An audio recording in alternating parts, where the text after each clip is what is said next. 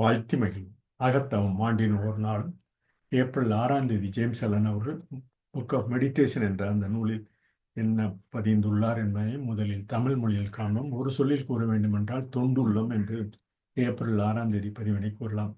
சில பேரண்டத்து பொருண்மைகளின் வழிமுறை பற்றி துயருறும் நிலைகளை வருத்தமடைய வேண்டாம். சில பேரண்டத்து பொருண்மைகளின் வழிமுறை பற்றி துயர் உறும் நிலைகளை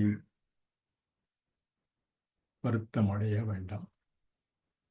புத்தர் எப்போதும் அண்டத்தின் பொது நீதி செய்யும் ஒழுங்குமுறை நல்ல சட்டம் என்று குறிப்பிடுகிறார்.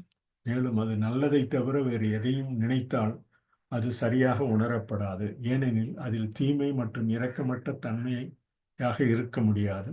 அது எல்லா தீமைகளையும் அளிக்கிறது. அது எல்லா நன்மைகளையும் பெறுகிறது. இது மிக சிறிய நாற்றை அதன் பராமரிப்பில் மூடுகிறது. மேலும் அது மூச்சுடன் மிக பெரிய தவறை அளிக்கிறது.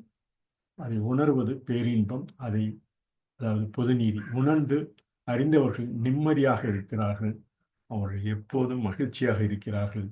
அறிவாளி தனது விருப்பத்தை வளைத்து தெய்வீக ஒழுங்குக்கு தனது விருப்பத்தை உட்படுத்துகிறார் என அவர் தொண்டுள்ளமாக அந்த துயருறும் நிலைகளை மேலும் எடுத்து தனது விருப்பத்தை வளைத்து தெய்வீக ஒழுங்குக்கு தனது விருப்பத்தை உட்படுத்துகிறார் என கூறி அதை உணர்வது பேரின்பம்.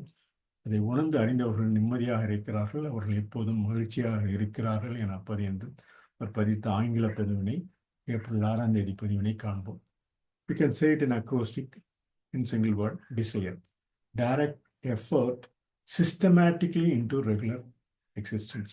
Some of the cosmos do not moon over the scheme of things. Buddha always referred to the moral of the universe as the good law, and it is not rightly perceived if it is thought of as anything but good. For in it there can be no grain of evil and of unkindness.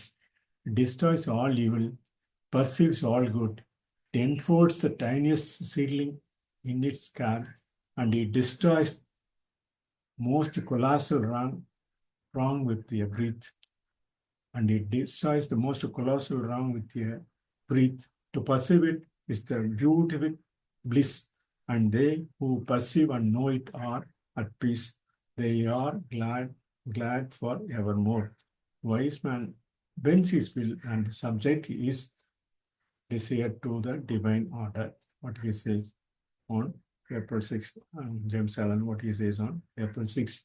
Desire, we can say, direct effort systematically into regular existence என கூறி அகத்தவம் ஆண்டின் ஒவ்வொரு நாளும் நம் தொண்டுள்ளமாக April 6ஆம் தேதி பதிவினை கொண்டு செயல்படுவோம் என கூறி இந்த பதிவினை நிறைவு செய்கிறோம். நன்றி.